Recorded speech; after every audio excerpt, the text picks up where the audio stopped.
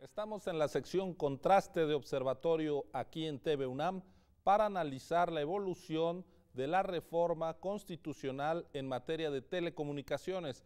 Para ello tenemos el privilegio de tener en nuestro estudio a Guadalupe Acosta Naranjo, quien es miembro del Partido de la Revolución Democrática y también miembro del Consejo Rector del Pacto por México.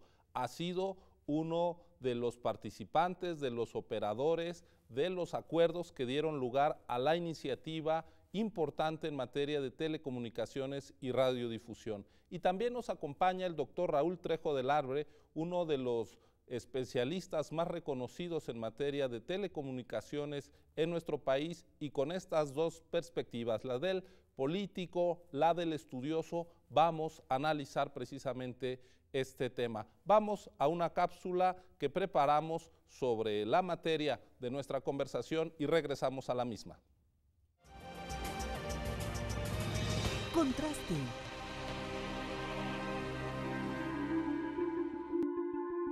El 11 de marzo, el presidente Enrique Peña Nieto presentó una reforma constitucional en materia de telecomunicaciones y radiodifusión. Dicha reforma forma parte de la agenda del Pacto por México, que suscribieron el Ejecutivo y las tres principales fuerzas políticas del país. Entre los cambios más relevantes de la iniciativa se incluye la creación de un Instituto Federal de Telecomunicaciones con carácter autónomo, además de que se da autonomía constitucional también a la Comisión Federal de Competencia. De esta forma, aumenta el poder regulador del Estado mexicano sobre la radiodifusión y las telecomunicaciones, y ya no será el Ejecutivo el encargado de autorizar concesiones de radio y televisión.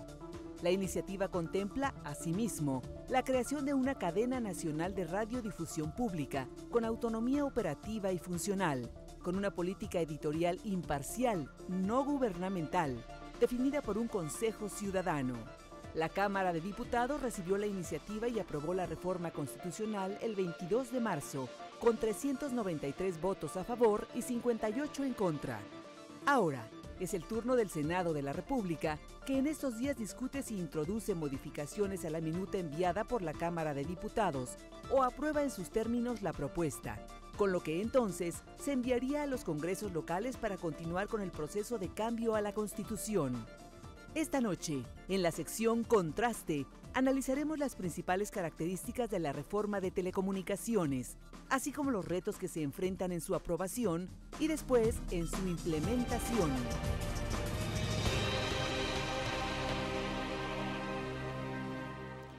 Gracias, Guadalupe, doctor Trejo, por estar aquí en esta conversación, por aceptar esta invitación de TV UNAM. Guadalupe Acosta Naranjo, yo quisiera empezar con una reflexión política de la importancia de que finalmente se esté poniendo sobre la mesa, se haya llevado al Congreso y se haya aprobado en la Cámara de Diputados una reforma que fue por décadas pospuesta, que cuando se intentó avanzar en la regulación en la materia, pues más bien lo que teníamos era retrocesos, como lo dictaminó la propia Suprema Corte de Justicia de la Nación a propósito de la llamada Ley Televisa, que se votó en 2006, la Corte lo decidió en 2007 y luego pasaron años sin que el legislativo, las fuerzas políticas decidieran entrarle al tema. Hoy ya la tenemos, una valoración de lo que implica este proceso político que estamos viviendo. Bueno, mira, en el país hacen falta una cantidad muy importante de reformas, tanto constitucionales como legales, de políticas públicas que le permitan a México desarrollarse. Ninguna fuerza política tiene, desde 1997, mayoría por sí sola en la Cámara de los Diputados o del Senado de la República, mucho menos mayoría constitucional. Y eso ha hecho que por las disputas naturales que hay entre los partidos políticos, en el seno de la sociedad, estas reformas no solamente no se hayan realizado, sino que su posposición ha venido agravando la situación de sectores muy importantes del país, en materia hacendaria, educativa, y una de ellas, muy importante, en la economía y en las telecomunicaciones. Por esa razón, nuestro partido decidió impulsar la suscripción de un acuerdo nacional, que se ha denominado pacto, pero es en verdad un acuerdo para buscar, mediante una agenda definida y pública que está presentada en el conjunto de la sociedad, una serie de consensos que nos permitan, independientemente de quién gobierne, tener un piso mínimo que le permita al país desarrollarse tanto en lo económico, en lo político y en lo social. Por eso, hoy hemos abordado el tema de telecomunicaciones como uno de los temas más importantes donde se tiene que avanzar y poner bajo control a poderes que en el transcurso de los últimos años, se le llama fácticos, se han venido empoderando porque se han puesto por encima de las instituciones del Estado mexicano. Y uno de esos poderes es el de la televisión y el de las telecomunicaciones, que están por encima del Estado mexicano. Bueno, antes decían que eran soldados del presidente y ahora presumían que ponían presidente. Eso no se puede permitir por ningún Estado democrático. Todos tenemos que estar regulados, suscritos a un Estado de Derecho. Y debe de ser las instituciones quien son nombradas por el pueblo mediante su voto, quien regule la vida nacional y no estos poderes fácticos. Por eso yo creo que es tan sorpresiva esta reforma, porque la verdad es que mucha gente todavía no la cree. El escepticismo muy bien ganado que hemos logrado en el país, porque hemos hecho tantas cosas o hemos prometido tantas cosas que no se han convertido en realidad, ha hecho que la mayoría del pueblo de México dude de que realmente los cambios se puedan dar y además que estos cambios sean positivos.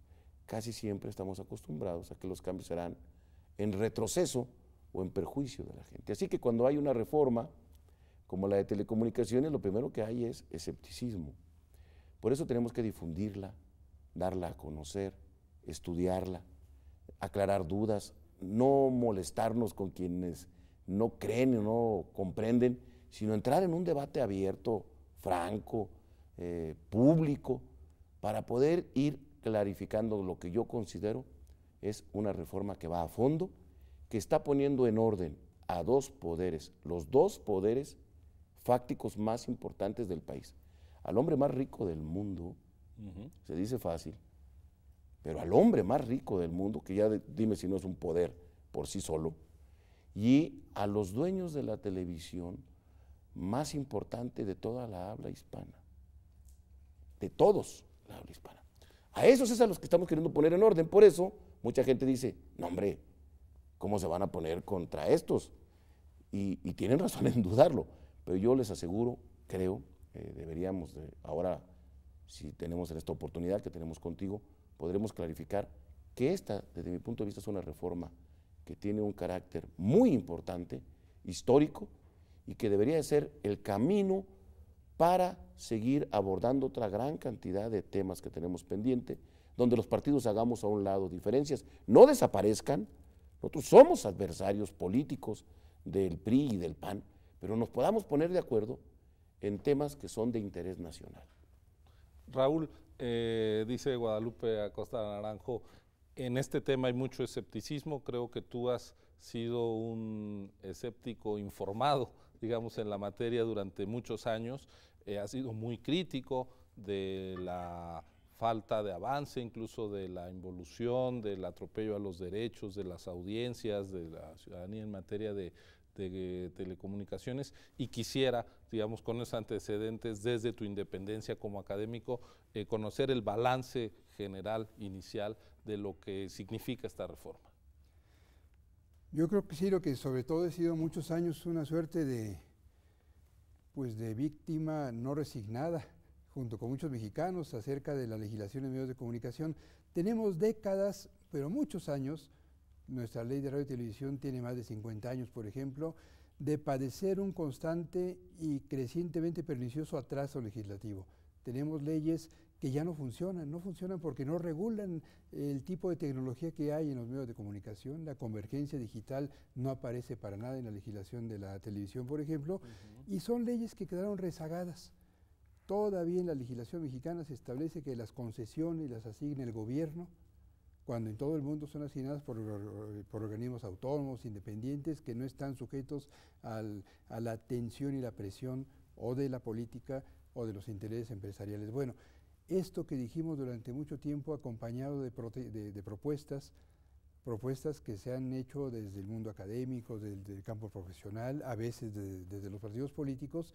Llevábamos también muchos años presenciando cómo se desgranaba una sugerencia tras otra y acudíamos a docenas, y no exagero, de foros y consultas en todo el país, y ahora algunos vemos que parte de aquello que fue sugerido por grupos académicos, por organizaciones profesionales, a veces también desde los partidos, está contemplado en esta iniciativa de reformas constitucionales que presenta el Pacto por México.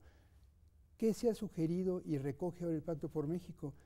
Que haya reglas para que los medios dejen de estar en pocas manos, que haya diversidad en el panorama comunicacional, que haya reglas, en segundo lugar, para que de esta diversidad puedan surgir opciones de calidad y particularmente medios que al estar financiados con recursos fiscales no dependan de los intereses comerciales. Y hay muchas medidas más. Yo creo que tenemos razón para decir que esta reforma está bien, sobre todo si la comparamos con lo que durante mucho tiempo dijimos así debe ser, y para señalar insuficiencias o omisiones, pero no hay que dejar de subrayar también y reconocer que esta reforma resulta de una negociación política. Si la política es el oficio de negociar para llegar a acuerdos, estamos aquí ante un triunfo de la política. Pero también hay que reconocer que toda negociación política implica regateos, no es una reforma 100% perfecta, hay cosas que a algunos no nos gustan del todo, pero es una reforma que cumple de manera más que satisfactoria con gran parte de lo que distintos grupos sociales anhelaron y exigieron para normar a los medios y a las telecomunicaciones en México. Guadalupe, al principio no parecía que esta reforma fuera a aparecer tan inmediatamente en la agenda legislativa del Pacto por México. ¿Cuál es la importancia de haber, digamos, adelantado los tiempos y tomado estas definiciones? Fíjate, Ciro, que efectivamente fue una reforma muy rápida, pero nos atrasamos. En el Pacto por México publicado, que tú puedes revisar, se decía que en el mes de diciembre presentaríamos la iniciativa y duramos 100 días negociando, 100 días, desde el día 2 hasta el día 2 de diciembre, porque fue la primera que entramos en discusión junto con la educativa, pero nos centramos mucho más en la reforma de telecomunicaciones y de competencia. Se habla mucho de telecomunicaciones, se le da poco sentido a la otro gran órgano autónomo que es de competencia, y duramos 100 días. Y entonces la presentamos en realidad como 70 días después del plazo que nos habíamos fijado.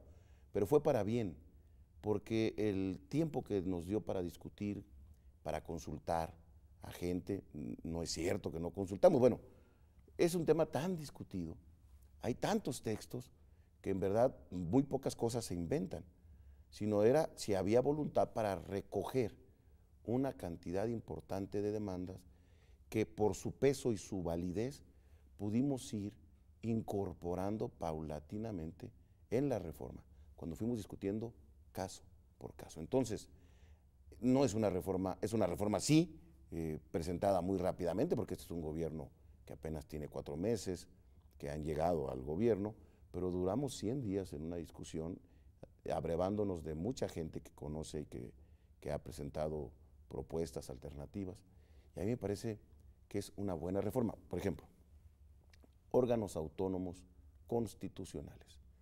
Por primera vez hace muchos años no se modificaba el artículo 27 de la Constitución, que es casi como nuestra Virgen de Guadalupe, que no hay que tocar, porque ahí está el petróleo, porque ahí están muchas cosas que nadie se atreve a tocar. Lo hemos movido para quitarle la facultad al Ejecutivo de dar y de quitar concesiones, que era el arma mediante el cual se tiene el control de los concesionarios de un instrumento tan importante hoy en día como es la televisión y la radio. No será más el Ejecutivo quien dé y quite concesiones, sino un órgano constitucional, autónomo. Ese pequeño cambio es importantísimo, porque desliga de decisiones políticas el otorgamiento de un instrumento de comunicación y de formación de conciencia nacional, como es hoy, tan importante en el país. Haber declarado servicio público a no es una cosa menor. Los dueños privados de la radio y de la televisión siempre han considerado que ellos son prácticamente dueños del espectro. Se les olvida que son concesionarios de un bien de la nación y por tener este carácter debe de estar puesto al servicio de la sociedad. Por eso muchos juicios, ellos alegan, pelean, argumentan. Bueno, ya no querían ni que hubiera referendo, era automático, la concesión eterna para ellos. Pues no, las concesiones son del pueblo de México. Yo sé que esa palabra ya casi no se usa, no es políticamente correcto, ahora se habla mucho de otra manera, pero son del pueblo. Déjame quedarme con esas dos definiciones importantes de la reforma. El hecho de que el presidente deja de otorgar y de quitar concesiones de radio y televisión, ahora lo hará un órgano autónomo del Estado y se coloca como un derecho público que acota, digamos, los intereses de los actores privados. Público, sí. Vamos como un servicio público y empieza también la reforma, entiendo, anteponiendo los derechos de los ciudadanos antes que los de los empresarios. Pero para continuar con suficiente espacio para oír sus reflexiones, vamos a hacer una pausa y continuamos con nuestra conversación. Esto es Observatorio, ya lo ve, estamos analizando la reforma constitucional en materia de telecomunicaciones con Guadalupe Acosta Naranjo y con el doctor Raúl Trejo del Arbre. Continúe con nosotros.